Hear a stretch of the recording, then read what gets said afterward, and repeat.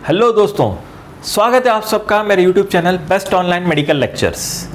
ये insulin physiology का भाग 7 यानी कि अंतिम भाग है, जिसमें हमने पिछले 6 वीडियोस में बहुत डिटेल डिस्कशन किया था इंसुलिन के बारे में। अभी उसके बारे में आगे डिस्कस करते हैं। तो पिछले 6th वीडियो में यानी कि पिछले वीडियो में जो भाग 6 था उसमें हमने डिस्कस किया था effect of insulin on fat metabolism. तो कैसे जो एक्सेस ऑफ ग्लूकोज जो बॉडी में एंटर हो रहा है वो फैट में कैसे स्टोर होता है। तो अपने पूरे डिटेल पाथवे देखी थी।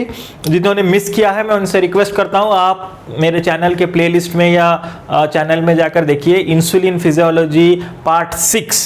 तो उसमें हमने पूरा आधे घंटे का वीडियो था, 30 मिनट्स का तकरीबन। उसमें पूरे हमने ग्लाइकोलाइसिस पाथवे, माइटोकॉन्ड्रिया में क्या होगा, ये पूरे केमिकल्स कैसे कंपाउंड और उसके जो ये एंजाइम्स है इंसुलिन कैसे स्टिमुलेट करता है रिसेप्टर पे एक्ट करके, हमने उसके बारे में डिस्कस किया था। अभी इसी चीज़ को हम आगे स्टडी करते हैं कि जो अल्टीमेटली जो स्टोरेज फॉर्म है ट्राई एसाइल ग्लिसराइड्स और ट्राइग्लिसराइड्स जो ऑलरेडी लीवर के सेल में बन चुके हैं। ये जो लीवर के सेल में हमने डिस्कस किया था पिछले वीडियो में, जो ट्राइग्लिसराइड जो स्टोरेज फॉर्म है फैट का, यानी ग्लूकोज मॉलिक्यूल से ट्राइग्लिसराइड स्टोर हो गया था, ट्राइग्लिसराइड में कन्वर्ट हो गया था। अब ये ट्राइग्लिसराइड्स फैट्स में, फैट के सेल में यानी कि एडिपोस टिश्यू में कैसे जाकर स्टोर होते हैं, आज हम डिस्कस करते हैं उसके बारे में। ठीक है, तो आप क्योंकि उसको समझने के लिए आपको बैकग्राउंड चाहिए तो प्लीज़ पार्ट 6 यानी कि भाग 6 आप देख लीजिए कैसे ग्लूकोज जो है ट्राइग्लिसराइड्स बना देता है। ठीक है, अभी ये जो ट्राइग्लिसराइड जो स्टोरेज फॉर्म है इसको एंटर होना है फैट सेल में, ओके, यानी कि एडिपोस टिश्यू के सेल में। तो यहाँ पर मैं आपको एक रफली उतार के बताता हूँ। तो कंसिडर करिए ये एक फैट का सेल है यानी कि एडिपोस टिश्यू का सेल है। ठीक है, एडिपोस टिश्यू यहाँ पे लिख देता हूँ, यानी कि फैट का एडिपोस टिश्यू का एक सेल है। ठीक है, अब इस ट्राइग्लिसराइड को इसके अंदर जाना है स्टोर करने के लिए, यानी कि और कितने भी जैसे जैसे ग्लूकोज बनेगा ज़्यादा से ज़्यादा फैट बनेगा और फैट इसमें स्टोर होगा, बहुत से किलो तक स्टोर कर सकते हैं। तो अब ये कैसे जाएगा, इसका भी बहुत बड़ा मैकेनिज्म है जो कि इंसुलिन स्टिमुलेट करेगा और हेल्प करेगा। तो इसको जाने के लिए पहले बीच में एक ब्लड सर्कुलेशन यानी कि ब्लड वेसल्स भी उतारता हूँ। तो ये जो रेड में मैं आपको बता रहा हूँ, रेड इसमें इसको समझिए ब्लड वेसल है ये। ठीक है, ब्लड वेसल तो थोड़ा सा बड़ा ब्लड वेसल।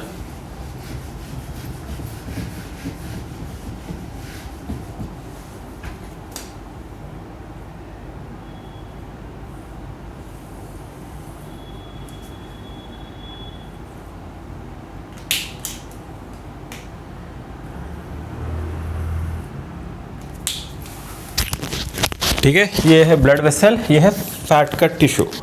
अब ये जो ट्राइग्लिसराइड्स बन गया है, अब इसको यहाँ तक ये कैसे आएगा। ट्राइग्लिसराइड्स क्या है, फैटी एसिड्स और ग्लिसरॉल 3-फॉस्फेट का कॉम्बिनेशन है। यानी अगर ये ब्रेक हो जाए तो फैटी एसिड्स जो बेसिक यूनिट्स है फैट का वो निकलेगा जो एनर्जी सोर्स के लिए, और ग्लिसरॉल 3-फॉस्फेट निकलेगा। ठीक है, ग्लिसरॉल यानी कि ग्लिसरॉल और फैटी एसिड्स जो मिल जाते हैं तो ट्राइग्लिसराइड बनेगा। अभी ये ट्राइग्लिसराइड्स है, ये जो है वाटर इंसॉल्युबल मॉलिक्यूल है यानी कि लिपिड मॉलिक्यूल है, ये डायरेक्टली ब्लड में नहीं जाएगा। ठीक है, तो जब डायरेक्टली नहीं जाएगा तो फैट तक ब्लड में जाना ज़रूरी है फैट सेल में जाने के लिए। तो कैसे होगा, तो ये जो है एक कंपाउंड बनेगा जिसे लाइपोप्रोटीन कहते हैं।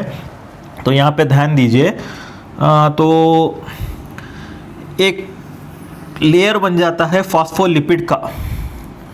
ये फॉस्फोलिपिड की कवरिंग होती है फॉस्फोलिपिड, उसके अंदर जो है ये ट्राइग्लिसराइड्स या ट्राई एसाइल ग्लिसरॉल के मॉलिक्यूल्स को कवर करता है फॉस्फोलिपिड, और उसके साथ जो है थोड़े बहुत कोलेस्ट्रॉल एस्टर्स। तो इस प्रोसीजर में कोलेस्ट्रॉल भी बन जाता है HMG को रिडक्टेस के ज़रिए, कोलेस्ट्रॉल्स के भी ज़रिए। ठीक है, और इसके जो सरफेस पे इस मॉलिक्यूल के फॉस्फोलिपिड के मॉलिक्यूल के एक सरफेस पे जो है एक प्रोटीन बनता है, एपो B100 कहते हैं। ठीक है, B100, एपो B100 नीट का क्वेश्चन है। जो सरफेस पे एक मार्कर प्रोटीन होता है ApoB100 फॉस्फोलिपिड का लेयर, अंदर ट्राइग्लिसराइड, कोलेस्ट्रॉल और सरफेस पे ApoB100। अब इस मॉलिक्यूल को, पूरे मॉलिक्यूल को एक नाम दिया गया है लाइपोप्रोटीन्स, और लाइपोप्रोटीन भी बहुत से प्रकार के हैं। अब इस टोटल मॉलिक्यूल को कहते हैं VLDL, यानी कि very low density lipoprotein. Okay, आपने सुना होगा HDL, LDL, VLDL, काइलोमैक्रॉन्स, ये क्या है? अभी आपको मैं एक एक से पूरे लाइपोप्रोटीन्स के बारे में भी बता दूंगा इन बिटवीन। तो अभी याद रख लीजिए, ये जो मॉलिक्यूल है जहाँ पे जो आउटर सरफेस पे जो है फॉस्फोलिपिड की जो एक लेयर होती है, अंदर कुछ ट्राइएसाइल ग्लिसरॉल मॉलिक्यूल्स होते हैं और कोलेस्ट्रॉल एस्टर्स होते हैं, और उसके सरफेस पे जो है एक प्रोटीन का जो मॉलिक्यूल होता है ApoB100, ठीक है। तो इस टोटल कॉम्प्लेक्स को बोलते हैं VLDL। तो ये जो है VLDL के ज़रिए ये ब्लड में जा सकता है, ठीक है, यानी कि ये मॉलिक्यूल जो है ब्लड के अंदर एंटर हो सकता है। ये डायरेक्टली ट्राइग्लिसराइड्स नहीं जाएगा, VLDL यानी लाइपोप्रोटीन्स जाएंगे। तो जैसे ही ये इसके अंदर अगर आ गया, मिसाल के तौर पे इसके अंदर आ गया ये VLDL ब्लड सर्कुलेशन में, ठीक है, तो ब्लड सर्कुलेशन में ये आने के बाद ट्राइग्लिसराइड जो अल्टीमेटली हमको एडिपोज टिश्यू तक पहुंचाना है, कैसे होगा उसका भी प्रोसेस है, और इंसुलिन कैसे मदद करता है अभी हम देखते हैं। तो अभी याद रख लीजिए ये VLDL है। तो VLDL क्या है? फॉस्फोलिपिड का जो है एक मेम्ब्रेन होता है, फिर उसके अंदर जो है ट्राइग्लिसराइड्स के जो मॉलिक्यूल्स होते हैं जो अल्टीमेटली स्टोरेज फॉर्म है, फिर कोलेस्ट्रॉल एस्टर्स भी होते हैं, कोलेस्ट्रॉल एस्टर्स भी होते हैं, और उसके ऊपर जो है सरफेस प्रोटीन होता है जिसे कहते हैं ApoB100। तो इसको VLDL कहते हैं। तो VLDL मॉलिक्यूल ब्लड सर्कुलेशन में, लीवर सेल से ब्लड सर्कुलेशन में चला जा सकता है, ठीक है। ये VLDL में हमारा स्टोरेज फॉर्म जो है ट्राइग्लिसराइड्स है। उसी तरह ये कहाँ से आ रहा है? VLDL में ट्राइग्लिसराइड्स है। ट्राइग्लिसराइड्स में क्या है? फैटी एसिड है। फैटी एसिड्स बना है ग्लूकोज से, ठीक है। तो उसी ग्लूकोज से ये कैसे फैटी एसिड बनता है हमने पूरा डिस्कशन किया था पिछले वीडियो में, ठीक है। तो अल्टीमेटली VLDL जो है ब्लड में चला जाता है। अब जो हम डाइट में भी जो खाना खाते हैं उसमें भी फैट टिश्यू होता है, और वो फैटी एसिड्स जो है ग्लिसरॉल से मिलके ट्राइग्लिसराइड्स बन जाते हैं। तो डाइटरी ओरिजिन यानी जीआई ट्रैक्ट से भी एक ऐसे ही स्ट्रक्चर आ जाता है। जीआई ट्रैक्ट, गैस्ट्रोइंटेस्टाइनल ट्रैक्ट यानी इंटेस्टाइन से भी एक लाइपोप्रोटीन आता है, उसका भी तकरीबन स्ट्रक्चर ऐसे ही होता है। एक फॉस्फोलिपिड लेयर होता है और उसके अंदर जो है कोलेस्ट्रॉल और ट्राइग्लिसराइड्स के मॉलिक्यूल्स होते हैं। ट्राइग्लिसराइड्स होता है और कोलेस्ट्रॉल्स होते हैं, एस्टर होते हैं, और सरफेस पे एक मार्कर प्रोटीन होता है। यहाँ पर ApoB100 था VLDL में, जो लीवर से आता है। जो जीआई ट्रैक्ट से जो लाइपोप्रोटीन आता है उसके सरफेस पे जो प्रोटीन होता है वो होता है ApoB48। नीट में क्वेश्चन हो सकता है, ApoB48 जो मार्कर प्रोटीन है वो जीआई ट्रैक्ट से आएगा, ApoB100 लीवर से आएगा। अब इस मॉलिक्यूल को जो जीआई ट्रैक्ट से आता है ये भी एक लाइपोप्रोटीन है, यानी प्रोटीन भी है और लिपिड मॉलिक्यूल भी है।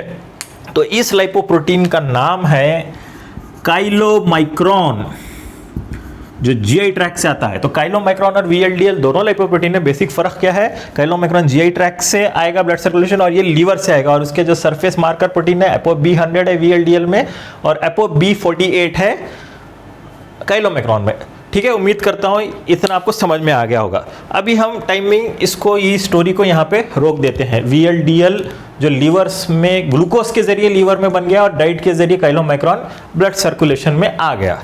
अब आते हैं एडिपोज टिश्यू को। तो एडिपोज टिश्यू पर भी रिसेप्टर्स होते हैं इंसुलिन के, जैसे कि लीवर सेल में थे। तो आपको याद होगा उसके जो रिसेप्टर्स में 2 अल्फा सब यूनिट होते हैं और 2 बीटा सब यूनिट होते हैं, ठीक है, और दोनों एक दूसरे से जुड़े हैं डाइसल्फाइड बॉन्ड से।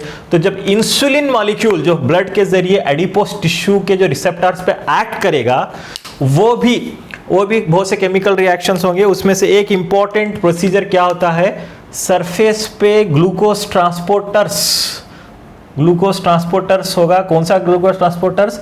GLUT4, जो हमने लीवर में पढ़ा था GLUT2, यानी कि ग्लूकोज ट्रांसपोर्टर 2, जो कि इंसुलिन इंडिपेंडेंट है। इंसुलिन की जरूरत नहीं है उसमें ग्लूकोज एंटर होने के लिए, लेकिन यहाँ पर GLUT4 जो रिसेप्टर है इंसुलिन डिपेंडेंट है, इंसुलिन ट्रांसपोर्टर। तो जो ब्लड से जो भी ग्लूकोज आ रहा है, थोड़ा ग्लूकोज एडिपोज टिश्यू के अंदर भी जाएगा और कैसे एंटर होगा, GLUT4 के जरिए। फिर वही प्रोसीजर होगा, ग्लूकोज जो है ग्लूकोज 6 फॉस्फेट बनेगा। लेकिन याद रखिए वहां पर जो एंजाइम था ग्लूकोकाइनेस, यहां पर जो एंजाइम होगा हेक्सोकाइनेस। मसल और एडिपोज टिश्यू में हेक्सोकाइनेस रहेगा एंजाइम, और वहां पे ग्लूकोकाइनेस लीवर में। सो ग्लूकोकाइनेस खुद एक हेक्सोकाइनेस की पार्ट है, हेक्सोकाइनेस 4 कहते हैं, ठीक है, हेक्सोकाइनेस 4। तो उसके दोनों में डिफरेंस है, अभी टाइम नहीं उसके डिफरेंसेस बताने के लिए। हेक्सोकाइनेस जो लो एफिनिटी या हाई कैपेसिटी है ग्लूकोकाइनेस, और ये हाई एफिनिटी लो कैपेसिटी मॉलिक्यूल है। फिर वक्त यहाँ पे हेक्सोकाइनेस ग्लूकोज 6 फॉस्फेट में उसको ये करेगा। फिर ग्लूकोज 6 फॉस्फेट पूरा यही ग्लाइकोलाइसिस का जो प्रोसीजर है, फ्रक्टोज 6 फॉस्फेट बनेगा, फिर फ्रक्टोज 1,6 बिस फॉस्फेट बनेगा, वही सेम ग्लाइकोलाइसिस का प्रोसीजर। फिर वहाँ पे फिर ग्लिसरॉल्डिहाइड 3 फॉस्फेट बनेंगे, और अल्टीमेटली जो है यहाँ पे भी फिर डाईहाइड्रोक्सी एसीटोन फॉस्फेट। फिर यही ग्लाइकोलाइसिस से पायरुवेट बन जाएगा। फिर पायरुवेट से एनर्जी यहाँ पे क्रब साइकिल में जाके एनर्जी रिलीज होगा। तो यहाँ पर भी जैसे कि यहाँ पे फैटी एसिड जो सिंथेसिस होती है, एडिपोज टिश्यू में भी ग्लूकोज के जरिए फैटी एसिड सिंथेसाइज होगा, लेकिन बहुत कम मात्रा में। यहाँ के जो लीवर में जितने एंजाइम्स होते हैं, स्टिमुलेट होते हैं, उतने यहाँ पर नहीं रहते, इसलिए बहुत कम मात्रा में फैटी एसिड्स बनते हैं, ज़्यादा नहीं, ठीक है। बहुत यानी फैटी एसिड का प्रोडक्शन लीवर में बहुत कम, ये एडिपोज टिश्यू में कम है लीवर के मुकाबले। लेकिन मेन जो है बाहर ब्लड से फैटी एसिड आ जाता है। कैसे आता है अभी हम देखते हैं, ठीक है।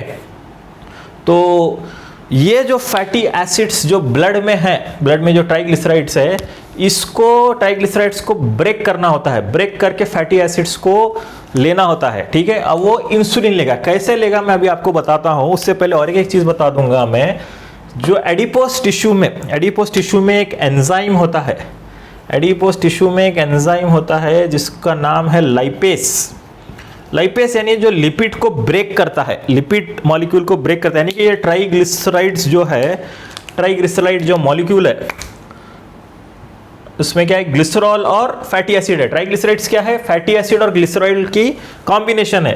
तो लाइपेस का काम क्या है, ग्लिसरॉल और ट्राइग्लिसराइड का जो कॉम्बिनेशन, ट्राइग्लिसराइड जो मॉलिक्यूल है उसको ब्रेक करेगा फैटी एसिड में और ग्लिसरॉल में, ठीक है।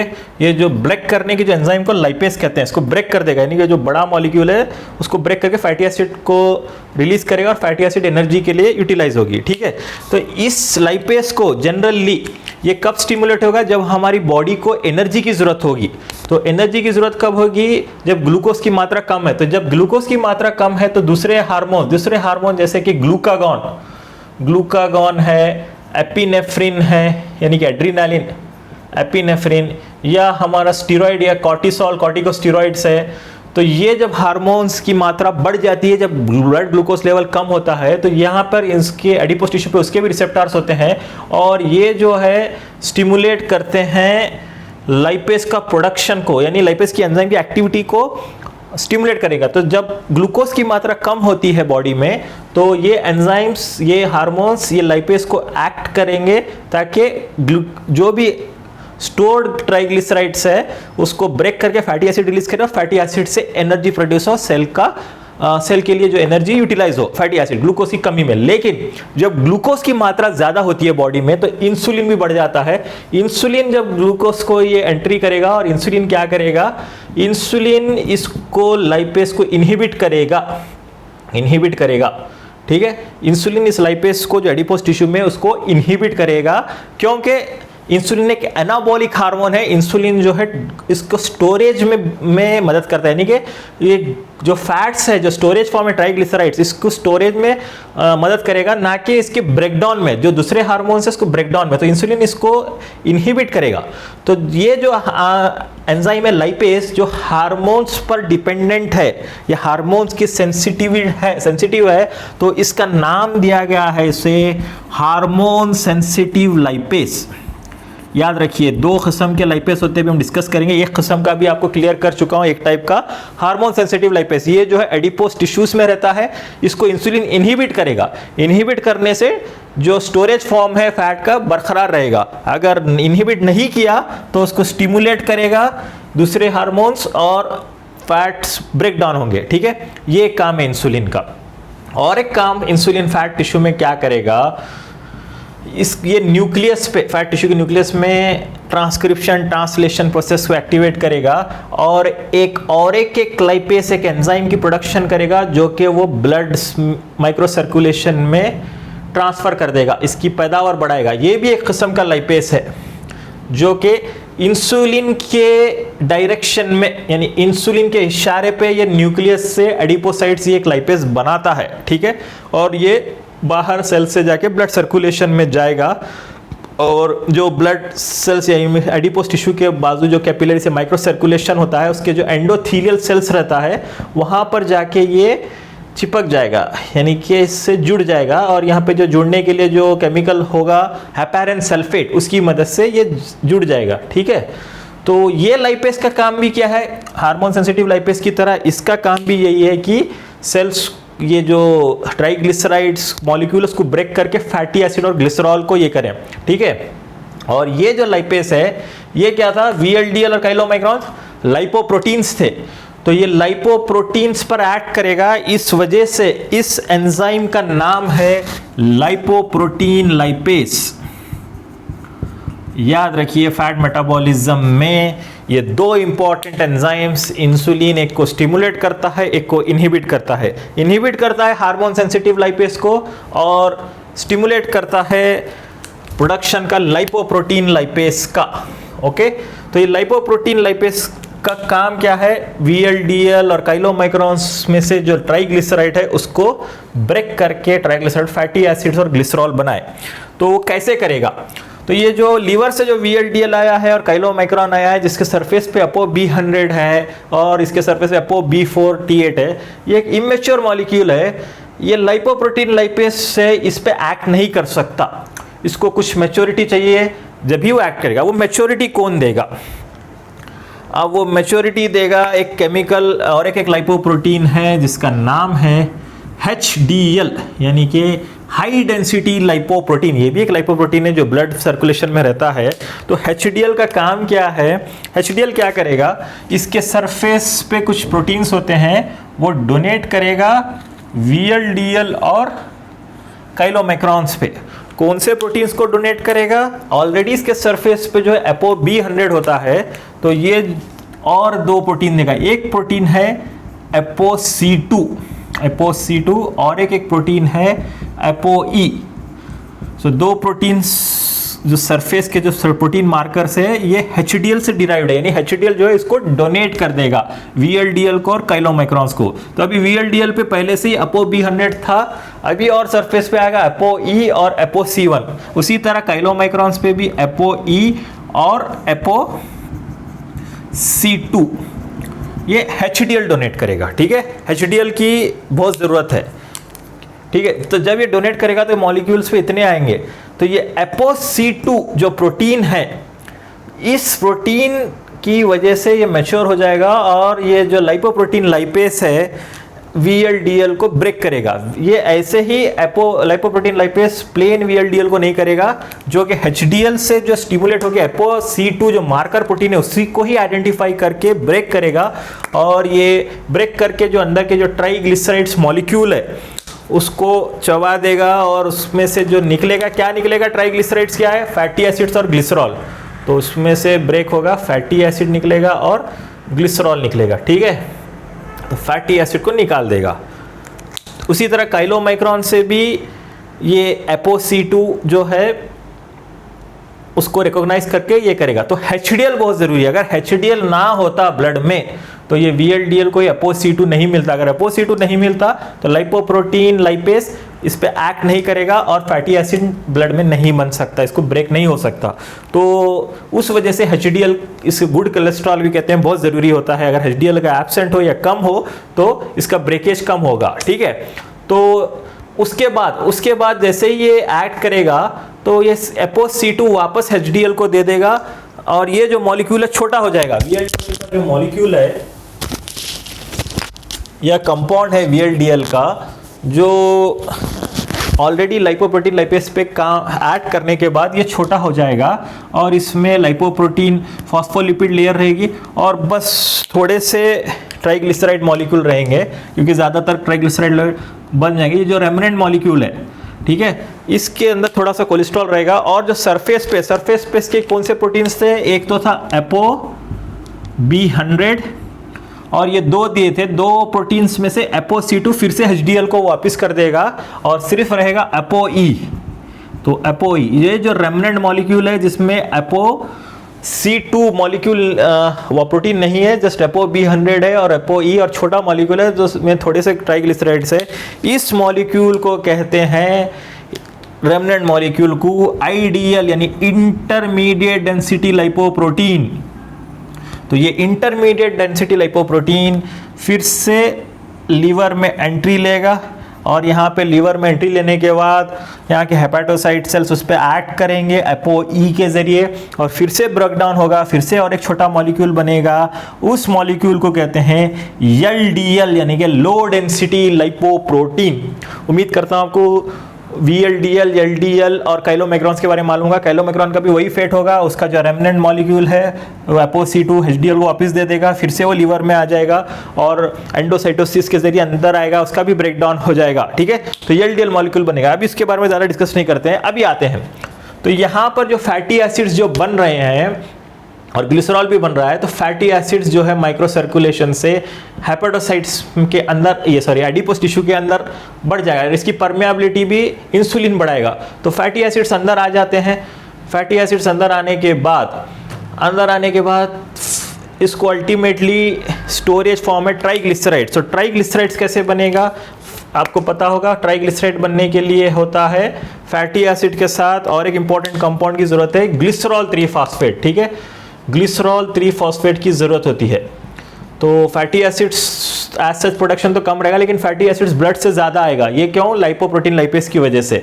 तो फैटी एसिड्स ग्लिसरॉल 3-फॉस्फेट से मिलकर ट्राइग्लिसराइड्स बनके स्टोर हो जाएंगे। अब ये ग्लिसरॉल 3-फॉस्फेट कहाँ से आता है एडिपोस टिश्यू में? ये इसी प्रोसेस से, ग्लाइकोलाइसिस के जो प्रोसेस है, जो इंटरमीडिएट है डाईहाइड्रोक्सी एसीटोन फॉस्फेट से ग्लिसरॉल 3-फॉस्फेट डिहाइड्रोजिनेस एंजाइम के जरिए कन्वर्ट हो जाता है। ग्लिसरॉल 3-फॉस्फेट डिहाइड्रोजिनेस से कन्वर्ट होकर ग्लिसरॉल 3-फॉस्फेट बन जाएगा और ग्लिसरॉल 3-फॉस्फेट फैटी एसिड से मिलकर ट्राइग्लिसराइड से स्टोर हो जाएगा और फैट स्टोर होगा। ये सब इंसुलिन पे होगा। ठीक है, अभी एक सवाल होता है कि यहाँ पे ग्लिसरॉल भी होगा, तो ग्लिसरॉल अंदर जाके डायरेक्ट नहीं बन सकता, क्योंकि अगर ग्लिसरॉल भी अंदर आ गया तो यहाँ पर जैसे ग्लिसरॉल से ग्लिसरॉल 3-फॉस्फेट बनता है एंजाइम ग्लिसरॉल काइनेस से, वो एंजाइम यहाँ पर एब्सेंट है। ग्लिसरॉल काइनेस ये एंजाइम एडिपोस टिश्यू में नहीं है, इसलिए ग्लिसरॉल ग्लिसरॉल 3-फॉस्फेट में कन्वर्ट नहीं हो सकता। ओनली यहाँ से कन्वर्ट होगा जो कि इंसुलिन की मदद से कन्वर्ट हो रहा है ग्लाइकोलाइसिस पाथवे से। ठीक है, और ग्लिसरॉल काइनेस सिर्फ लीवर और किडनी में प्रोड्यूस होता है और रहता है, यहाँ पर नहीं रहता। तो अल्टीमेटली जो ये मैकेनिज्म है, तो क्या मैकेनिज्म है? जो ग्लूकोज, जो एक्सेस, जो डाइट का जो ग्लूकोज हम खा रहे हैं, जो ज़रूरत पहला जो ग्लूकोज आता है एनर्जी प्रोडक्शन करता है, दूसरा ग्लाइकोजन बना लेता है, तीसरा जो और ज़्यादा ग्लूकोज आ रहा है वो अल्टीमेटली जाकर ट्राइग्लिसराइड्स फॉर्म में स्टोर होगा एडिपोस टिश्यू में। और इसको सबको स्टिमुलेट करने के लिए जो भी एंजाइम से मेटाबॉलिक पाथवे होंगे वो इंसुलिन स्टिमुलेट करेगा, और स्पेशली एडिपोस टिश्यू में दो एंजाइम्स स्टिमुलेट या इनहिबिट करेगा। एक एंजाइम है हार्मोन सेंसिटिव लाइपेज, उसको इनहिबिट करेगा ताकि ज़्यादा ट्राइग्लिसराइड्स ब्रेक ना हो, और लाइपोप्रोटीन लाइपेज को स्टिमुलेट करेगा या इसकी प्रोडक्शन को बढ़ाएगा ताकि ये ब्रेक हो, लाइपोप्रोटीन ब्रेक होकर फैटी एसिड्स सेल के अंदर आए। ठीक है, तो इसमें याद रखिए इंसुलिन लाइपोप्रोटीन लाइपेज को स्टिमुलेट करेगा और हार्मोन सेंसिटिव लाइपेज को इनहिबिट करेगा। ठीक है, तो इस तरह इंसुलिन जो है फैट मेटाबॉलिज्म पे इफेक्ट करेगा और फैट स्टोर होगा। ठीक है, उसके अलावा इंसुलिन जो है हमने डिस्कस किया कार्बोहाइड्रेट मेटाबॉलिज्म में, फैट मेटाबॉलिज्म, प्रोटीन मेटाबॉलिज्म में भी इफेक्ट करता है। प्रोटीन मेटाबॉलिज्म में ये एक एनाबॉलिक हार्मोन है, तो प्रोटीन सिंथेसिस को स्टिमुलेट करेगा और प्रोटियोलाइसिस यानी प्रोटीन ब्रेकडाउन को इनहिबिट करेगा। उसके अलावा दूसरे जो आयोन चैनल्स है जैसे कि पोटेशियम, फॉस्फेट, मैग्नीशियम, तो उसका सेल्स पे अपटेक ज़्यादा करेगा। इस वजह से हाइपोकलेमिया होगा, यानी कि पोटेशियम की मात्रा कम होगी अगर इंसुलिन ज़्यादा होगा। ओके, तो जैसे कि डायबिटिक कीटोएसिडोसिस जो एक कॉम्प्लिकेशन है, उसके ट्रीटमेंट में हम इंसुलिन जब देते हैं तो ये ध्यान रखना पड़ेगा कि पोटेशियम लेवल कम ना हो। जैसे कि हम इंसुलिन ज़्यादा देते हैं इंजेक्शन के जरिए, तो इंसुलिन का एक एक्शन क्या है, पोटेशियम को कम करता है, तो हाइपोकैलेमिया ना हो, ठीक है। तो वो है। और सेल के ग्रोथ और डेवलपमेंट के लिए भी इंसुलिन की ज़रूरत है। तो ये थे बहुत फंक्शंस ऑफ इंसुलिन। तो हम अभी इसी वीडियो को अभी यहाँ पे ही फिनिश करते हैं, और आप सभी से रिक्वेस्ट करते हैं कि आप ये जो हमारे चैनल की प्रमोट करिए और शेयर करिए हमारे वीडियोस को, और लाइक करिए, ताकि हमें मोटिवेशन मिले और ज़्यादा से ज़्यादा हम दूसरे पूरे तमाम MBBS के जो भी सब्जेक्ट्स हैं उस पर हम ज़्यादा से ज़्यादा लेक्चर्स बनाएं। और आपके पॉजिटिव या फीडबैक कमेंट्स हमें दीजिए। धन्यवाद।